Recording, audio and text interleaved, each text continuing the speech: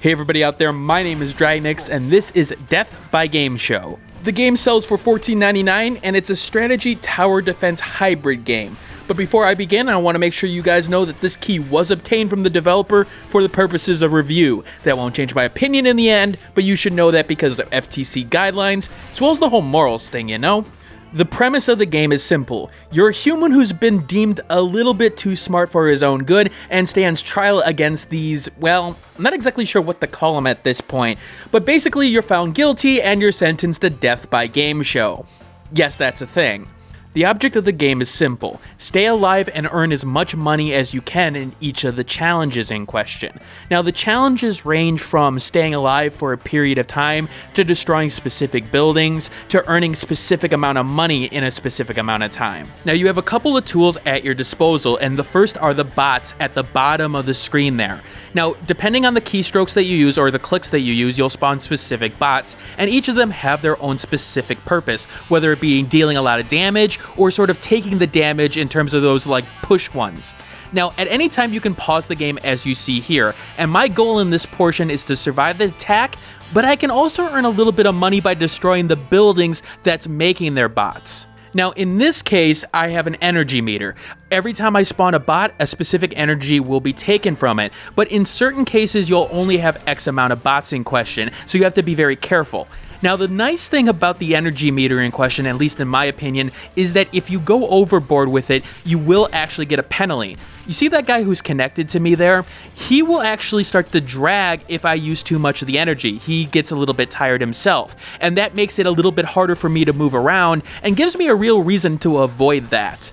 Now, as for your character, he doesn't do much other than dodge the attacks that the enemies are throwing at him, with one exception. He does have that hook on his arm, and that's used to collect the coins as you see there. Now, those coins earn you a little bit of extra money, but in particular, they're important for the spinner. If you get enough coins, you'll be able to spin to get some extra items or buildings or something very specific in terms of a power-up. Now, I will talk about the buildings in a little bit, but I want to go over some generic elements of the strategy in question. This is all about resource management. For example, I can spawn a bunch of protective blockers, for example, and they will do good in terms of me keeping the area that I have claimed up to that point, aka I won't give up ground. And in some cases, I will need that so that I'm able to do a little bit more damage or I'm able to put down a building.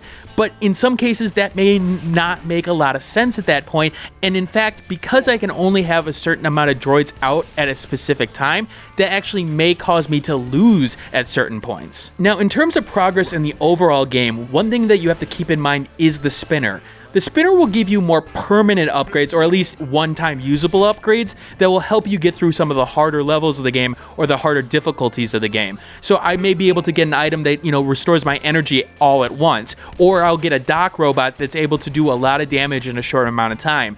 This gives you incentive to go back to the original stages and do a little bit better and a little bit better at this point. Now, when you complete an objective, aka I'm going to run out the timer right here, I'm going to go to the exit and then just sort of fly off. All the cash that I earned in that point will be added to my overall score. Now, I will say to the developers this, at the end of the round when you have all these spins left, I want to see a faster mode, because if I've got like 6 or 7 spins yet left, I want to obviously spin for them. They could get me more money and everything, but it just takes so long at that point. Now, for those high score chasers out there, there is one unique aspect to this game in terms of the game show mechanic, very similar to other game shows that you've seen out there. The thing is that there is a whammy system in this game. What do I mean? Well, if you lose a stage, you lose everything. Everything that you've earned up to that point in terms of the money is gone and reset. This provides a little bit of a challenge, and then it's sort of complemented by this challenge meter. There's a difficulty slider here, so I can go at 50%, but I will only earn 50% of the profits that I could, and I may not be able to get spins, for example. This provides a risk and reward mechanic that I really enjoy. The fact is that when you go into a stage for the first time, you may have no idea what's going on and what you need to do. And so you have to be very cautious about, do I really go with 100%? I can always come back to that stage and try it at a, higher difficulty, but, maybe I want to try it for a little bit more difficulty at this point. It's up to you, and I like that choice that the game gives you. Buildings also play a big part in it. For example, this shock building will be able to shock any droid from the enemy team that comes towards me at this point, maybe giving me a little bit of time to escape or be able to, throw a rocket at them. That cannon in the back is able to do some long-range damage, especially for enemies in the air. Buildings can be on the foreground or the background in question, and only certain bots are able to hit certain areas. For example, the floating bot that you see is coming right at me is able to hit back buildings, but the rocket in question isn't able to hit back buildings at all. It's the levels of strategy here that work rather well, in particular using your resources wisely, as I said. For example, this building that you see here of mine is on fire. If it wasn't and it hadn't been damaged, at the end of the round, I can pick it up and use it again at this point. That's a nice little feature. It gives you incentive to keep everything protected while not necessarily just throwing things at the screen. With that said, unfortunately, one of the things that I think the game doesn't have going for it is its learning curve. The thing is that the game will teach you, how to place down bots and what buildings do, so on and so forth. But in particular, it's the combination of bots that is so important here and how to deal with a specific combination and where they are on screen. That will take some time, and unfortunately, the game is pretty punishing in terms of punishing you for the wrong combination. You will die a lot in this game, especially if you're not paying attention, which will be a good thing for some people, but for some people with low frustration thresholds, yeah, you're going to get frustrated with this game rather quickly, even with the lower difficulty settings that you can choose. Now, the keyboard and mouse controls work rather nicely in terms of the controls in question. However, there are little things that bother me. For example, you spawn your bots the way that you're looking, and sometimes when you're trying to get a precise nature to it, so you're trying to get to an exact spot, you'll accidentally look the other way, and then all of a sudden a bot has been spawned, and you'll have to go into the sort of pause menu to move him to the other way at that point. It's a minor detail, but I found myself doing it a lot. The game also claims it has controller support, which it does. This game is not designed for a controller.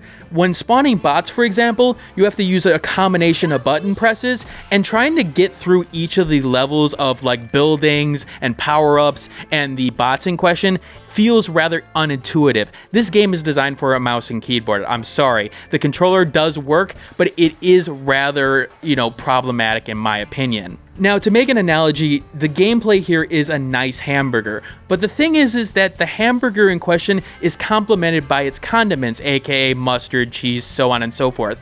And that's where I think Death by Game Show starts to falter. For example, you've got the aesthetic here. Now, the aesthetic is nice in terms of the quality of drawings. They're not necessarily anything like Ori and the Blind Forest, for example, but they do the job. With the exception of the fact that all the levels felt way too busy for me. All these signs in the background, an abundance of trees that don't really add anything to gameplay, and when you have that back camera angle where you're looking at so much of the world and trying to figure out what's going on, you may miss a lot of things because there's just so much on screen at any one time. It's things like the hotkeys on the bottom there, not having the numbers associated with each bot. I found it a lot easier to be able to use the number keys if I wanted to not go into the slow motion over and over again. And just having those numbers there would have, hinted me at, okay, I want to use number 4 there, as opposed to me sort of thinking in my head, okay, that's about 5 over at this point. If there's one thing I would ask the developers to change right away for the game, it's the amount of time it takes for tooltips to show up on the screen. Now, there are a lot of buildings here, there are a lot of bots here, each with their own strengths and weaknesses, and it just takes so long for that little pop-up to show up to tell you its pros and cons, up to like 5 or 6 seconds. That's way too long, and I know you don't want to necessarily pop the information on screen right away, but how about a second or two? And if they're over it, they obviously want some information about it. The game also has this uneven pace to it, mostly because of the fact that you have to pause so often and sort of get your bearings of exactly what's going on in certain situations. Now, as you get better, you won't necessarily need to do that for older stages, but for newer ones, yeah, you had to do it pretty much every time. The thing is that stops the action, and when the game is at its best is that action strategy portion where you have to think on your feet. Sure, you can take some time and pause, but I felt like in particular in this game, you had to pause a lot and very often. There's also some very, very weird color choices. Now, in this case, for the yellow jumpsuit on this stage, works rather nicely for me to be able to see the guy, although I would question why is he yellow and also the locker yellow. I can sort of, see them blending together at times. but in particular in things like a desert stage where, you know, you've got sort of that yellow-orangish hue that the sand has, it's really hard to see them at that pulled back perspective, and I do want to see a little bit of a difference there so it's easier for the guy to see. Now, with that said, there's supposedly costumes based on the promotional material of the game, but I haven't found a way to unlock it or change it at this point. Now, in terms of the writing or the comedy element of the game has a lot of influences by the works of Mike Judge. You may know some of his works from things like Office Space, King of the Hill, so on and so forth. For me, the humor was very, very hit and miss. There were certain charms that the humor had at certain points, in particular with the game show announcer, but some of the repetitive elements in particular didn't do well for me. When you end a level and the guy says, "Get to the chopper," it just got old really, really fast, and it just seemed, I don't want to say inappropriate, but it just didn't seem to fit the themes that the game was going for, in my opinion. Now, the final thing I want to bring up is the fact that the game does have Steam Workshop support. In particular, they've indicated that you'll be able to make your own custom skins, edit all the text in the game, and build your own challenges. In particular, the challenges portion, I feel like because of the unique combinations making such a big difference in this game, that a lot of people can get really creative with all the different combinations that you can make because of all the different bots, all the different buildings. I wasn't able to unlock it at this point. Some of the challenges are pretty hard, and I did have a limited time with this game, but I feel like it's going to add to it. Now, whether or not it's usable in terms of the editor, I can't say right now. Now, the game will be getting post-release support in terms of new content, 30 new challenges in March 2016, new editor updates, so on and so forth. So that's nice to see.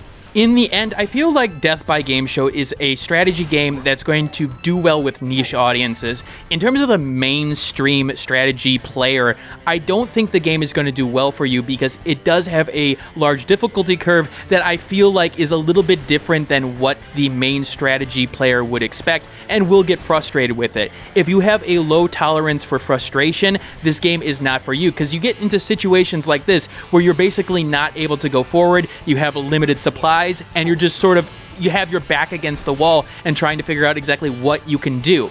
This can create some great situations, but it can also create some great frustrations. But if you're looking for a good alternative strategy experience, I think Death by Game Show does the job very nicely. There is a high frustration factor that you'll have to deal with, and a lot of the little things hopefully will get patched out or will be at least improved in some cases. But overall, it is a great experience in terms of that, mind challenge, that challenge in terms of, okay, what is the enemy doing? I really need to figure this out very quickly.